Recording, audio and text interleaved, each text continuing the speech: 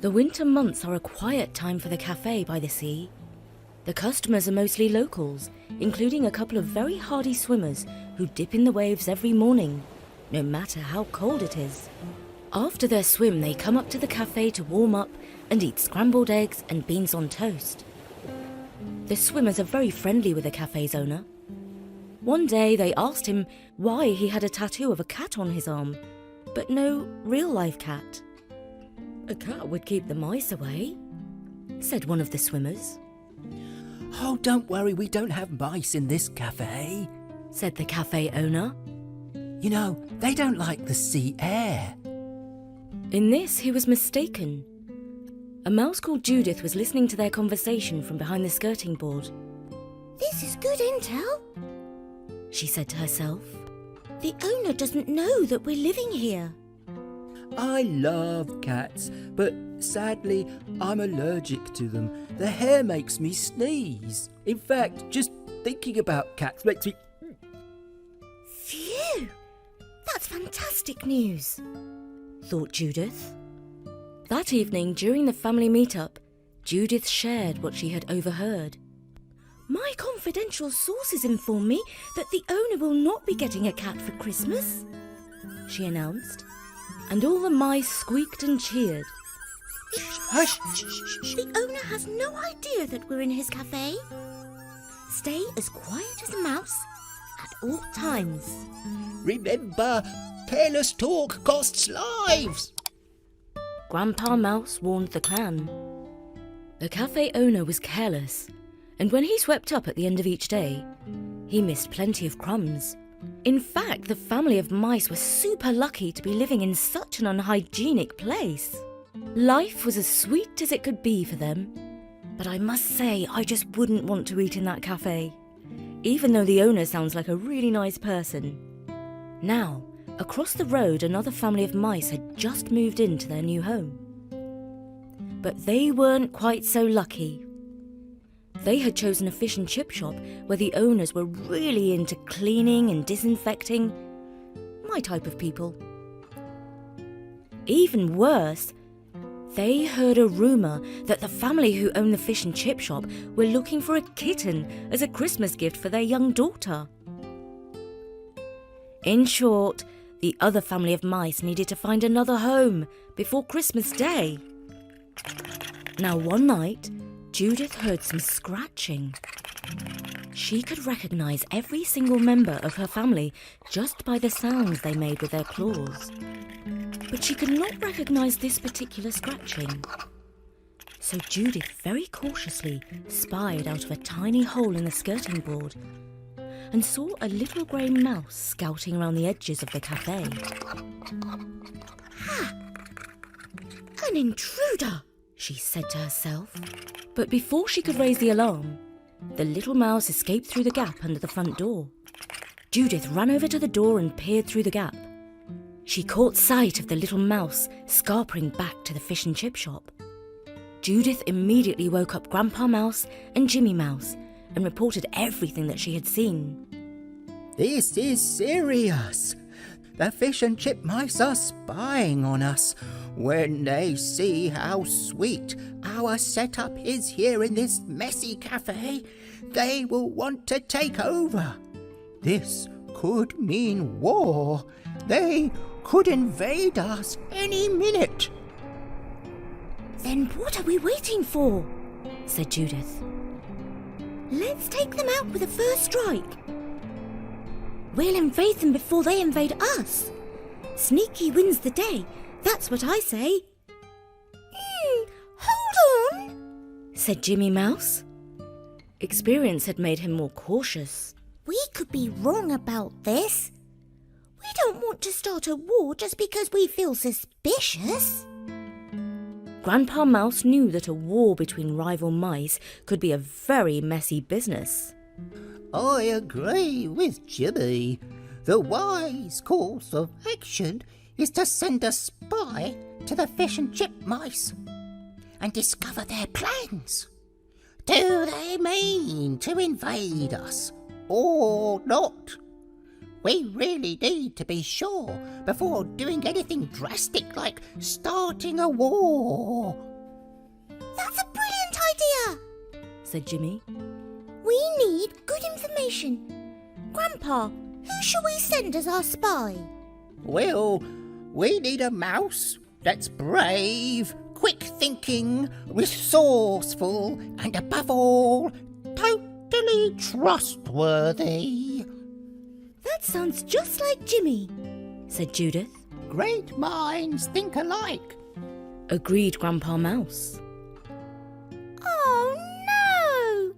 Not me again. Oh, please. Why do I always have to be the hero? And so poor little Jimmy once again was chosen to carry out a dangerous mission. Before setting out, he found some reddish powder that the owner of the cafe had accidentally spilt on the floor. He rolled in it to disguise his grey coat. Unfortunately, he had chosen cayenne pepper. And you can guess what happened. He immediately sneezed. Achoo! This is no good. He said to himself. The first rule of spying is not to sneeze just at the wrong moment and get yourself discovered. Achoo! He sneezed again. Oh, I hope that's it. I've sneezed all I'm going to now. Well, I'd better head off on my mission.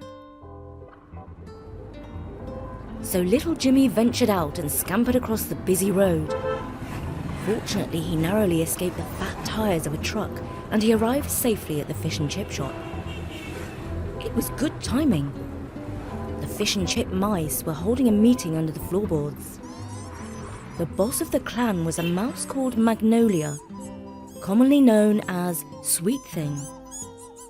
Sweet Thing was saying, We all remember that cake shop down in New Orleans.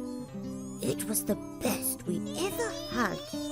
We got to get back to that cake shop, said a voice. Unfortunately, we can't. They bought 2 cats. There's a beautiful cafe just across the road, facing the sea. It's full of crumbs and delightful morsels of scraps and mess, and it's just the perfect home for a family of mice. It's too late. There's a family of mice that just moved in, reported the mouse that Judith had spotted. Just as the conversation was getting especially interesting, little Jimmy Mouse couldn't help himself. The cayenne pepper got up his nose and he sneezed again. Achoo!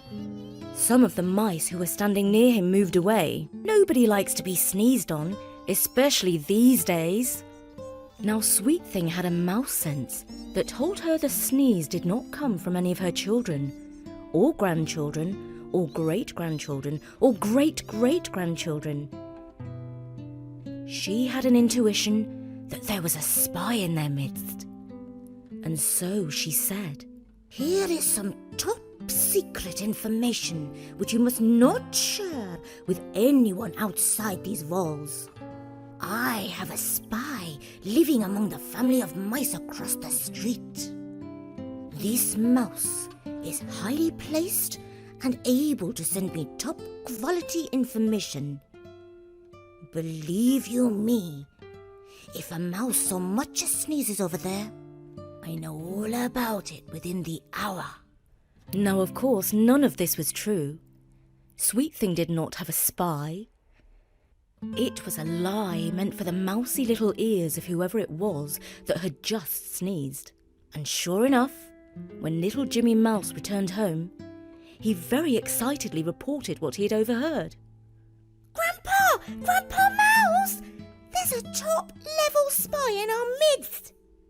If any one of us so much as sneezes, the boss of the fish and chip mice knows about it within the hour.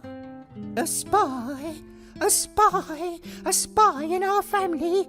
A traitor you made? A treacherous little mouse? How if I could get my hands on him? How can that little mouse betray us? Who is it? Who is it, do you think? The story of the traitor spread like wildfire.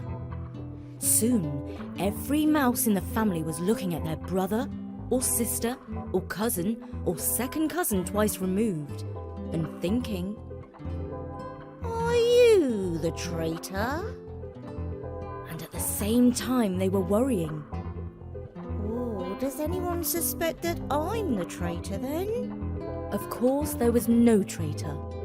It was all a false rumour made up by Sweet Thing. She wanted to set the rival family of mice against each other. When people or mice start to fight amongst themselves, they defeat themselves. There's no need to fight them. This was all Sweet Thing's cunning plan. It wasn't long before a brown mouse accused Judith of being the traitor. I've always suspected that you were too clever by half, little Judith. You use all those long words to put people off the scent, but it's clear to me that you're a traitor. And a white mouse said that Jimmy was obviously the traitor, because he had been to a meeting of the fish and chip mice. He even admitted it. He condemned himself out of his own mouth. And other mice pointed the finger of accusation at Grandpa Mouse, claiming that he wanted to marry Sweet Thing and start a new family. All these rumours started to fly around. Some mice even called for Grandpa Mouse, Jimmy and Judith to be arrested and put on trial and found guilty. Can't you see? This is a devious disinformation campaign.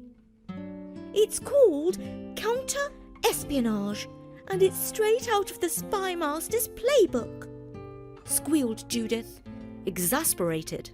But nobody understood what she was talking about. It's an old-fashioned witch hunt. Squeaked Grandpa Mouse. I serve this family with honour, Complained Jimmy Mouse. and this is how they repay me. But nothing they said put a stop to the poisonous rumours and accusations. And I am sad to say that all this family quarrelling and fighting happened around Christmas, which is meant to be a time of peace and goodwill.